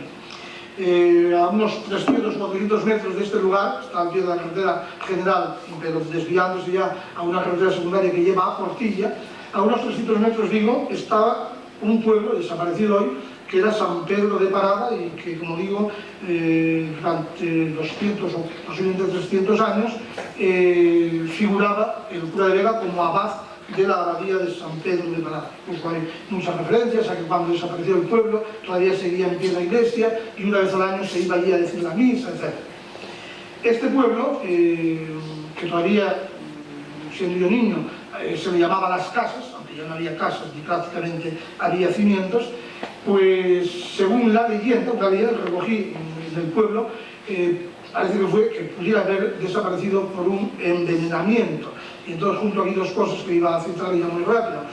Esto del envenenamiento, que a lo mejor tampoco puedo hablar después de ello, posiblemente en este pueblo esté relacionado con otra leyenda que figura en Piedrasecha, en el puerto de Santas Martas, cerca ya de Otero de las Dueñas, donde dice la leyenda que una mujer al amasar el pan que iba a servir para el pan de la caridad, que era típico y que además sigue todavía, ahora ya no, pero hace unos años todavía era típico en todos los pueblos, el llevar el pan de la caridad a la iglesia para que participaran todos a la salida, una vez que se bendecía, participaban todos comiendo un trocito de ese pan. Digo que parece que la buena mujer, al ir a coger el agua del arroyo, era ya casi de noche, que le habría entrado una bacaloria dentro del agua y entonces habría amasado con ella y habría envenenado a todo el pueblo. Digo que posiblemente también el hecho este del pan de la caridad da motivación para que surjan estas leyendas que, como veo, no son en un sitio solo, sino que son varios. Incluso algunos esta lavatoria la sitúan también en otros pueblos del Alto Valle. Bueno, incluso ahí, aquí de ese pueblo de San Pedro de Parada, muy desaparecido, donde además hubo un litigio entre los curas de Vega y Portilla por los diezmos de la abadía, un litigio que yo he constatado desde 1737 a 1815, pero que hace alusión a un juicio anterior de 1603. Bueno, pues esto también iba a hablar de ello, no voy a hablar de ello más adelante. Quería sacar un poco como referencia a las tierras que todavía en estos pueblos poseía no hace muchos años la iglesia, que muchas veces eran consecuencia de esto, de diezmos que habían pagado la iglesia, o también, que tampoco ya lo citaré, como consecuencia de los testamentos. Los testamentos en esta zona, que eran hasta hace unos 40 o 50 años, prácticamente todos hacían su testamento y aparece unas veces ante notario, que cada uno vivía en Otero, otras veces ante un procurador, la mayoría de las veces ante el párroco y 4 o 5 vecinos al menos. Digo que esos testamentos muchas veces dejaban donaciones, fundaciones, pues para el entierro, para la misa de aniversario, para alumbrar a no sé qué capilla, incluso en favor de los santos del purgatorio, etc. Y esto pudo ser un poco el origen, digo, de esas tierras de la iglesia. Bueno, y me he quedado, y vamos, me salto ya todo lo demás, con lo que es un poco la descripción de la iglesia de momento. En cuanto a la evolución de la población, que era el segundo apartado, aunque tenían distintas estadísticas, como salto ya, ahí queda simplemente decir que efectivamente durante el siglo XVIII y XIX no hay grandes variaciones, incluso hasta 1920 por ahí no hay unas grandes variaciones. He mirado los catastros de Ensenada, de mediados del siglo XVIII, he mirado el diccionario geográfico de Madoz, que trae muchísimos datos de todos los pueblos, he mirado después Dantín Cereceda o el Espasa, que son de la misma época, y después, últimamente, pues en los ayuntamientos, los censos de población. Lo que sí se puede comentar simplemente que en los últimos 50 años, de 1950, perdón, en los últimos 30 y pico años, de 1950 a 1986, hay un descenso tan generalizado, tan acusado en la zona, que supone que baja bastante más en muchos sitios del 50%. O sea, pueblos que a finales del siglo XVII-XVIII tenían 300 y pico, 200 y pico vecinos, habitantes, tienen ahora 60 o 70 habitantes. El tercer apartado, el que voy a hablar, era el del agua. A ver cómo me lo machaco también. El agua, os decía, es muy abundante en la zona. Si se mira, por ejemplo, el diccionario de Madoz, por todos los sitios dice pueblo con aguas muy abundantes, pueblo con fuentes muy ricas y muy tal. Entonces, es efectivamente, hay agua por todas partes. Yo me acuerdo a veces, cuando leo o estudio literatura, que mucho de lo que describía Garcilaso ya podía haber venido al Valle de Luna y vamos, ya descrito valles llenos de verdor, etc., ¿no? Hay muchos arroyuelos, aunque pequeños, porque el valle es realmente estrecho, los arroyuelos son pequeños. Hay muchísimas fuentes, en todas las montañas prácticamente se encuentran varias fuentes. Yo he localizado en el pueblo de Vega de Caballeros 22 fuentes, además no ahora, porque ahora están abandonadas, pero en su tiempo perfectamente preparadas, donde desde cualquier sitio en que estuvieras segando el centeno o estuvieras con ganado, etc., pues podías acercarte a la fuente porque había cosas. Relacionado con el agua, pues las presas de riego que hay por la zona son también muy abundantes. A partir de cualquier arroyuelo la gente iba colocando esos puertos, que eran con piedras, con mimbres, con tapines, etc. O bien en el Río Grande se hacían puertos ya considerables, que normalmente casi todos los años se los llevaba a una riada, pero que se volvía a rehacer con ascenderes y demás, ¿no? Así, por ejemplo, es interesante que en Vega de Caballeros ya en 1930 se hace una presa de unos 4 o 5 kilómetros, de unos 3 metros de ancho, que va a enriquecer tremendamente las vegas del valle, de tal forma que ves, por ejemplo, a Madoz en el siglo anterior diciendo que en Vega de Perros, que no lo comenté, lo comento ahora, entonces se me olvide, que en Vega de Perros pues había, era muy, diríamos, las fincas eran todas de secano, que por lo tanto eran más bien pobres y demás. Sin embargo, a partir de la creación de esta presa, surgen ya que hay unas vegas preciosas con mucha riqueza y demás. Comento, aunque se me olviden otras cosas, o se me queden otras cosas, lo de Vega de Perros, porque tiene importancia, no es algo a lo que yo estoy dando vueltas desde hace mucho tiempo. Siempre pensamos que este apelativo, que aparecía algunas veces por algún libro de Vega de Perros, que era algo que había sido momentáneo, que era cuestión de, en fin, de 50 años, de 40, tal. Investigando últimamente, pues me he encontrado con la sorpresa de que al menos desde 1686, finales del siglo XVII, que es de cuando se conservan los primeros libros parroquiales, pues ya se llamaba Vega de Perros. Probablemente haya empezado en ese sitio, en ese momento, que con mis dudas, aunque estoy un poco, diríamos, sobre la pista. Según cuenta la tradición, pues parece que eso siempre se había dicho, que en la iglesia era Vega de Caballeros, el pueblo antes, el nombre, parece que había caballeros. Es curioso que según Madoz, todos estos pueblos, la mayoría eran caballeros, o hidalgos, aunque eran agricultores, labradores, la mayoría eran caballeros. Bueno, pues parece que un domingo, en la misa mayor del pueblo, pues 2 caballeros se enzarzaron un poco porque querían ocupar el mejor sitio. Actualmente dicen que es por una silla que hay ahí, pero la silla tendrá 30 años, supongo. De las palabras llegaron a los hechos y parece, según la tradición del pueblo, que tiraron de pistola, según el padre César Morán, que la recoge muy brevemente, aunque no habla de fechas, de espada, probablemente mucho más probable, y uno de ellos murió en el acto de la iglesia y el otro murió a los 8 días. Entonces, como consecuencia de eso, va el obispo para, había habido un agravio y tal, va el obispo ya de Sarabia y parece que comentó un poco así, en fin, en plan de comentario, diríamos, un poco extemporáneo quizá, fuera de lugar, que en vez de Vega de Caballeros debería llamarse Vega de Perros. Bueno, pues así nos quedó ese San Benito, justo desde, ya digo, por lo menos desde el final del siglo XVII, puede ser todavía antes, hasta 1925, de hecho, y hasta 1928, de derecho, en que por un decreto del Obispado de Oviedo, previo a una solicitud del Ayuntamiento y del cura de la parroquia, se cambia el nombre de Vega de Perros a Vega de Caballeros. Probablemente en esto hayan influido 4 hermanos del pueblo universitarios en aquel momento, con cargos más o menos importantes, digo que hayan influido para que se cambiase el nombre. Bueno, yo después tendría para hablar de distintos cultivos. Yo creo que como algunas de estas cosas se han tocado, pues lo dejamos, ¿no? Los cultivos de la zona, lógicamente, eran centeno sobre todo, trigo, sobre todo el centeno, por supuesto el sistema de barbecho, de año y vez, mano de arriba y mano de abajo, que se llamaba en la zona. Después las patatas que se comían prácticamente a todas las horas, quizá olvidándose un poco de aquel refrán, más valen 2 bocados de vaca que 7 de patata, y un libro actual francés que dice que las patatas lo único que son buenas son para los cerdos. Bueno, pues olvidándose un poco de eso, digo, se sembraban muchas patatas. Por aquí yo tenía salpicado, si alguien dice que se lo puede ver, un poco salpicado, diríamos, todo esto con algunas citas, o bien de autores romanos, o bien de incluso de San Isidoro, o bien de Alonso de Herrera en el siglo XVI, que recoge un poco todo lo que hay sobre agricultura, y también lo tenía todo ello salpicado, pues no sé, la siembra, el centeno, las majas, la trilla, etc., con sabrosos refranes adecuados, diríamos, a cada una de las faenas. Pero claro, si yo leo todo esto, iríamos a poner, supongo, a las 3 o 3 y pico. Entonces, cultivos, centeno, trigo, habas, berzas, por supuesto, nabos, etc. Y por supuesto lo típico del huerto, lechugas, cebollas, ajos y demás. Por ejemplo, simplemente un refrán del ajo, porque hay muchos otros, pero dice, quítale al labriego el ajo y lo conocerás en su trabajo.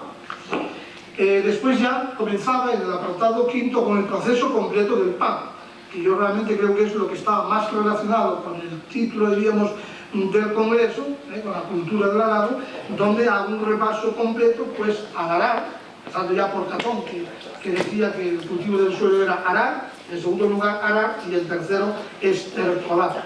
Bueno, pues hablaba por supuesto y definía un poco y describía el arado, prácticamente el arado romano. El arado de hierro llegó al final y no se utilizó más que para roturar alfalfas, pradera, pero para sembrar por supuesto siempre el arado normal. Incluso tenía por aquí la descripción, la enumeración de las distintas partes del arado, pero como parece que está expuesto ahí, pues se puede ver mucho mejor. Y luego distintos refranes en torno al arar, que también sale. Sembrar, una de las tareas más bonitas para el agricultor, sobre todo porque espera lógicamente recoger sus frutos, también con abundantes refranes. Sajar, antes, perdón, me pasé lo de abonar, también había refranes muy bonitos, simplemente quiero recordar uno porque es de los más originales, ¿no? Que decía: estierca y no pongas mojón, que él solo se come. Después digo, hablar del sembrar, sajar, de segar, la siega que más o menos no hay grandes diferencias con la cereda, quizá, hombre, lo que a mí me da un poco de pena de saltar un poco esto tan a brisa, y espero que algún día alguno pueda leerlo, es porque mi especialidad es la lengua y la literatura, y entonces por una parte los refranes y por otra parte el vocabulario de la zona, pues me hubiera gustado, en fin, incidir e insistir un poco en ello, porque por aquí quedan, aunque no se hable específicamente en un apartado, en el al final, de la lengua como tal, pero bueno, por ahí queda medio salpicado, tiene nombres de términos, de faenas, nombres específicos, incluso muchas veces vulgares, no son los nombres quizá que puedan aparecer en el diccionario. Por ejemplo, aquí se habló de la hoz, pues sí, la hoz, la foz, el foizo, era otro tipo de hoz un poco parecido. Acarrear, todo el sistema que más o menos se ha citado de acarrear. Majar, es curioso, en mi pueblo se majaba un poco de todas las formas y en la zona, se majaba con el manal, sobre todo a veces pues unos pocos manojos para efectivamente hacer esos cuerpos para techar el moler, molinos del pueblo, cada uno molía según los quiñones que tenía, la paga que diríamos según lo que había pagado o había trabajado al hacer el molino, aunque no debían ser muy buenos porque todos los años se iba varias veces al molino industrial, allí había concretamente en Mora de Luna, y allí pues, previo pago de la maquila, etc., se moría. Hablo del amasado, y todo el proceso de amasar el pan de las mujeres, solía hacer cada 20 días, entonces hablo de cómo se encendía el horno, con luces precisamente, de cómo se limpiaba una vez bien caldeado, cuando salían las llamas con la mondilla en vez de quera, que es mondilla mojada, era de cuervo también, mojada en agua, etc. Hablo de la pala para introducir las hogazas y bueno, todo lo demás, el fermiento, furmiento, urmiento, que se decía de distintas maneras. Y luego, o sea, me he comido todo el proceso, digo, del pan, pero el último apartado, a ver si en 2 minutos os lo resumo, porque era el que a mí me gustaba más, que es valores y costumbres de la zona. Sobre todo en el sentido de comunidad. Son muchísimas, eran muchas, las manifestaciones de este sentido comunitario, de participación, etc. Muchas de las tierras seguían siendo comunales. Bueno, hoy no son comunales, pero prácticamente como si lo fueran, porque no hay nada que hacer en ellas, ¿no? Pero eran comunales, bosques, puertos de montaña, matas de roble, uso, piono, incluso las tierras particulares, las traslojo muchas veces, se pacían en todas en conjunto, incluso en leceras, y otros ciclos particulares, prados, incluso de distintas zonas. Había momentos del año, por ejemplo, recuerdo que a partir del día de Todos los Santos, las vegas más fértiles después de segar el otoño, se dejaban en común para que fueran todas las vacas, como digo, en lecera. Una institución, por supuesto, muy importante, pero no típica de allí, sino de toda la zona, mejor de todo León, como ya citaba Martín Galizo en 1929, es el Concejo Abierto. Lo recuerdo perfectamente, los concejos, muchas veces los domingos a salir de misa, con un toque típico de campana, concejos que había para distintas, unas veces era para cosas generales del pueblo, para hacenderas, para arreglo de iglesia, de cementerio, de arreglar las calles para el Día del Corpus, por ejemplo. Otras veces eran hacenderas sobre la presa, para ir a limpiar las presas, hacer el puerto, etc. Había un toque distinto también para ello y demás. Otro aspecto, otro valor, sería la solidaridad, muy importante. La gente se ayudaba mucho en las labores. Cuando alguien terminaba de secar el pan, el trabajo más duro, que había que estar, como se decía antes, ahí agachado en un corvado, y era muy duro, bajo el sol, un sol de justicia, pues cuando se acababa de ir una familia, iba a ayudar a los familiares o a vecinos, de forma que no acarreaba a nadie, normalmente no bajaba nadie el pan en los manojos de la ladera, hasta que no hubieran terminado todos de segar el pan.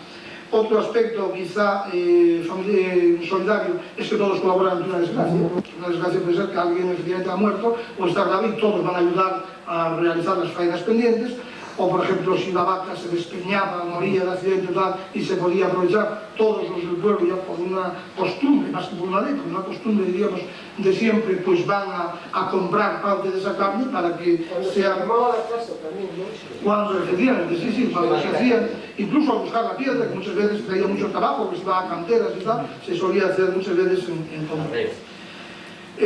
Otra costumbre, esta por ejemplo que yo he recogido todavía en Sena de Luna, que ya de hace unos años, pero apenas se trabaja, que era el huerto que algunos llaman concejil, o el huerto, en fin, que a los recién casados se solía dar en algunos pueblos. Se daba una franja, normalmente no muy grande, de terreno común para que lo trabajaran. En algunos pueblos volvía otra vez a lo común, en otros, como los que estoy citando de Sena de Luna, allí permanecen y son de estos.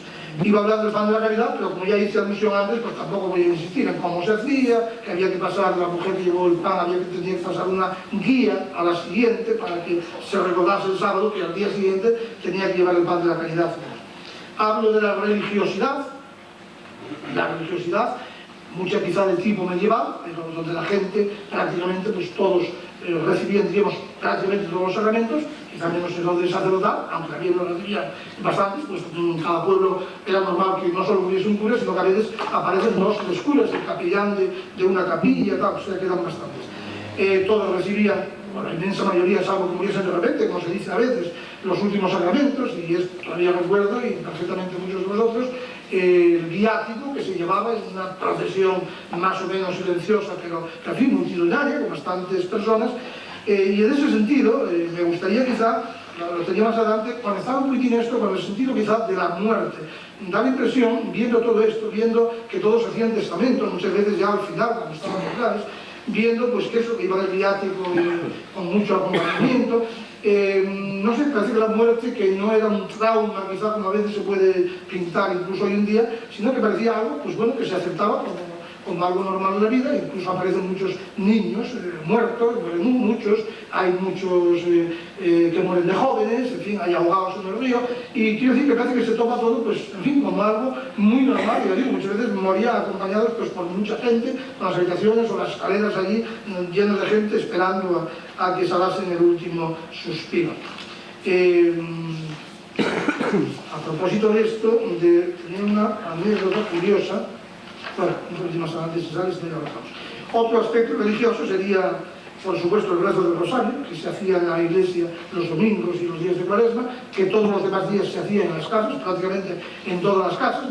La mujer hilaba, o los paisanos o los hijos estaban ahí picando nabos, remolacha, berzas y tal, para el ganado se rezaba el rosario.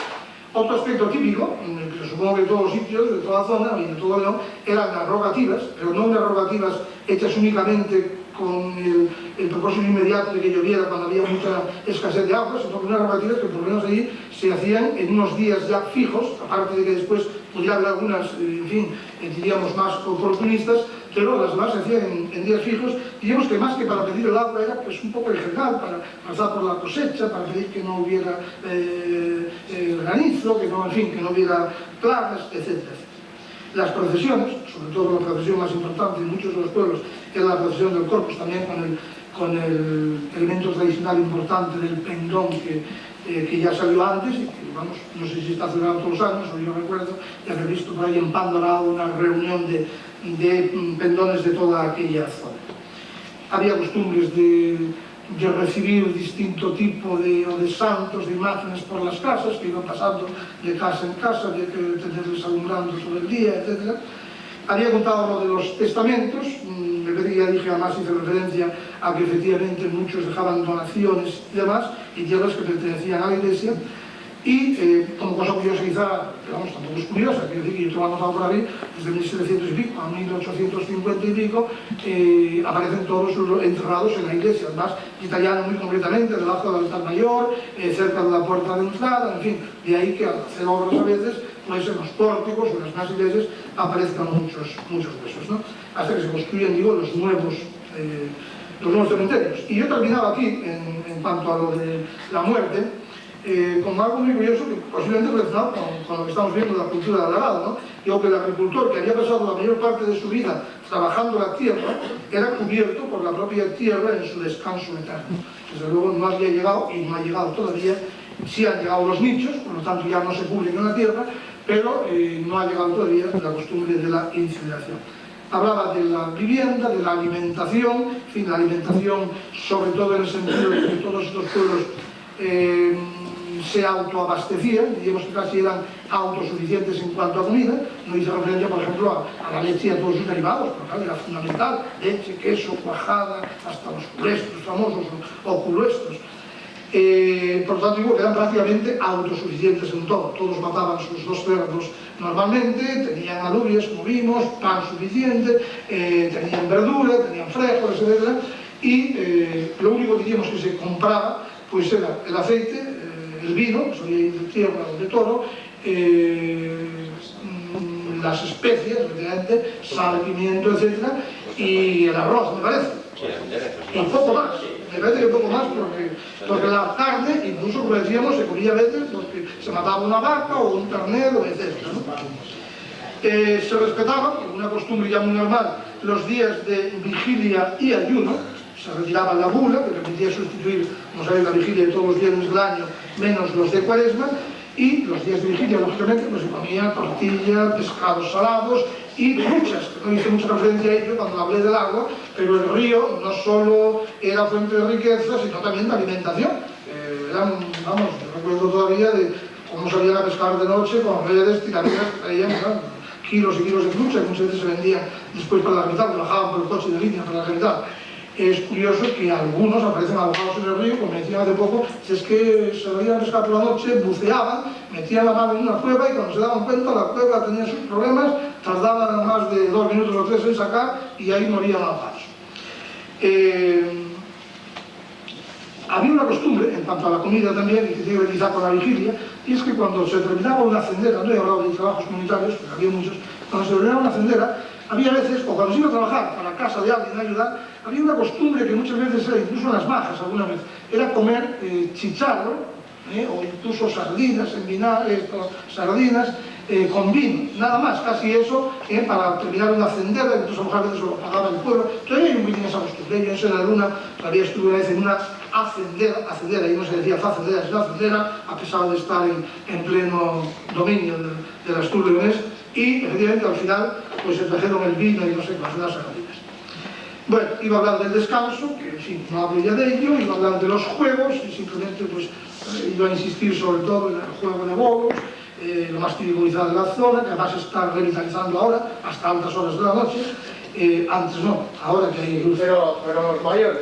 Los mayores, sí, no los jóvenes no.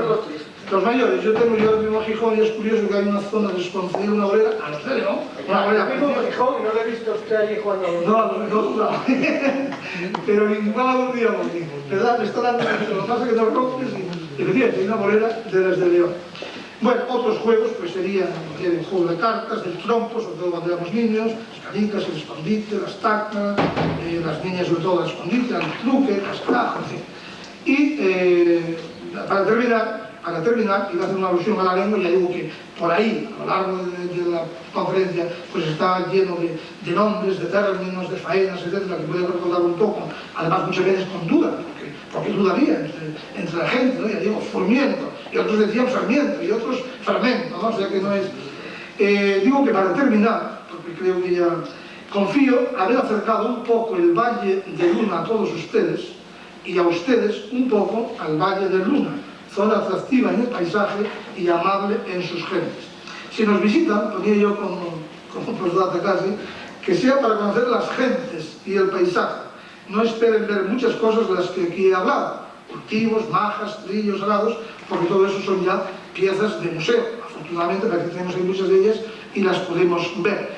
Lo que sí tengo que constatar, y lo vimos un poco ya por las fotos, es que en toda la zona, en todo el Valle de Luna, prácticamente ha desaparecido totalmente la agricultura. O sea, en sus tiempos, Babia era mucho más ganadera que agrícola, quizá en proporción de 3 a 1, me parece que decía Jornás en un artículo. Luna era más, en fin, un ganado quizá un poco aparte, pero quizá había más, más agricultura que ganadería, pero hoy prácticamente han desaparecido totalmente los contornos, quizá por el descenso de población y por el envejecimiento, lógicamente, de la población, ¿no? Entonces, digo, no esperen ver, si acaso, un pequeño huerto todavía de lechuga y no en todos los pueblos. Pero ¿usted cómo explica eso de estar en Baviera? Eso le ha Sí, no, eso tiene explicación, y además yo lo hago en clase un poco pedagógicamente, no sé si alguien me puede corregir ciertamente porque tampoco tenemos nunca la verdad. Yo a los chavales, hablando de gramática sobre todo, les digo que hay dos formas de estar en vagos. Y entonces yo les digo, para que lo entiendan, mira, yo cuando voy por el verano, en vacaciones, a veces estoy en Bavia, estoy allí, físicamente. Eso es estar en Bavia, y es lo que diríamos en lengua, un complemento circunstancial del lugar, estoy allí.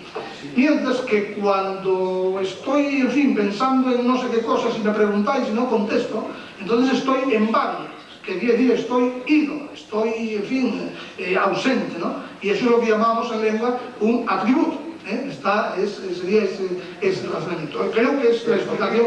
Ahora, es que me olvidé. Yo me fui un poco a lo lingüístico, a lo histórico.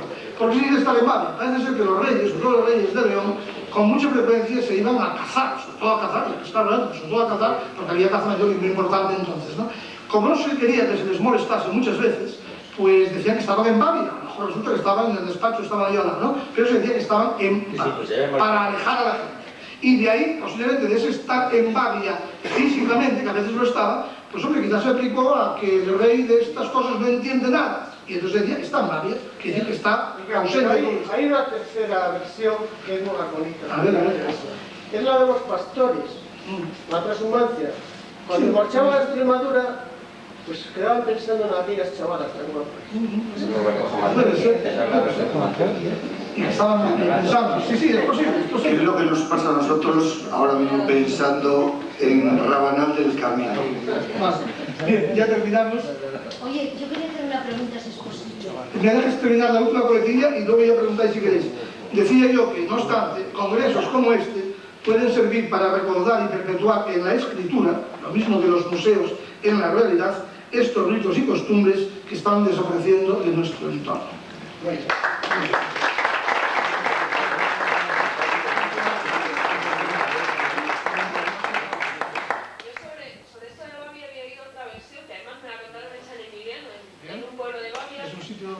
Y es que los reyes no los de León, sino cuando ya era España, aproximadamente en la época de los reyes católicos y posteriores,